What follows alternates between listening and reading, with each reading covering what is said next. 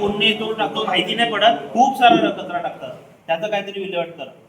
आणि ती जी पाईप कंपनीच्या जवळची जी बिल्डिंग आहे ना घोडीला, त्याच्याजवळ इतके सारे कचरा रोडवर पडलेला असतो अक्षरशः, त्याच्यावर काहीतरी उपाययोजना करा. बिल्डिंगचा कचरा अक्षरशः रस्त्यावर फेकून जातात, तिकडे कोण आणून टाकतो काही माहिती नाही, पूर्णच्या पूर्ण रस्त्यावर कचरा आहे.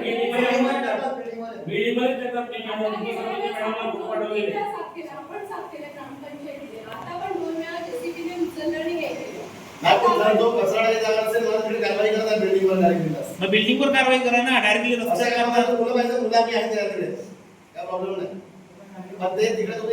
नोटीस काढा.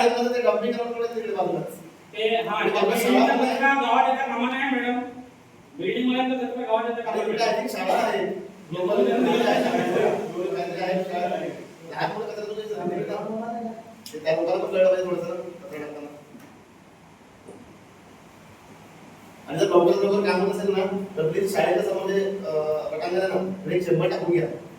लोकांनी भले अर्जंटमध्ये टाकून घ्या. चुकून लहान मुलाचा पाय जर गेला पाण्यात तर पाय पडल्याशिवाय राहणार नाही. त्याला जिम्मेदारी कोण गेली बरोबर माहिती नाही. गणपतीच्या आधी तरी टाकून घ्या म्हणजे चालू असते बरोबर लहान मुलांची ते 100 टाकून घ्या फक्त. गणपती दिले माणसं नसतात.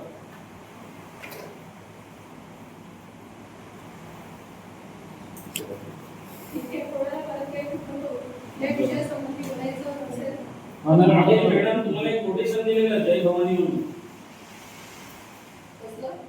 एक तलावाचं कामाचं.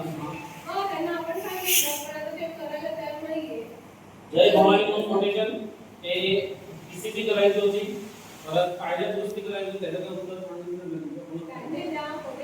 फक्त त्यांनी 20/12 शेड बांधणार होते, 12 पत्रे होते वरचे आणि एमटीसीसीचा त्यात उल्लेख नव्हतं.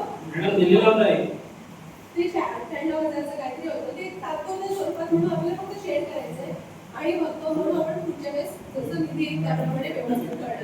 सध्या तरी गणपती थोडी आपल्याला शेड बनवायचं तात्पुरत्या स्वरूपात.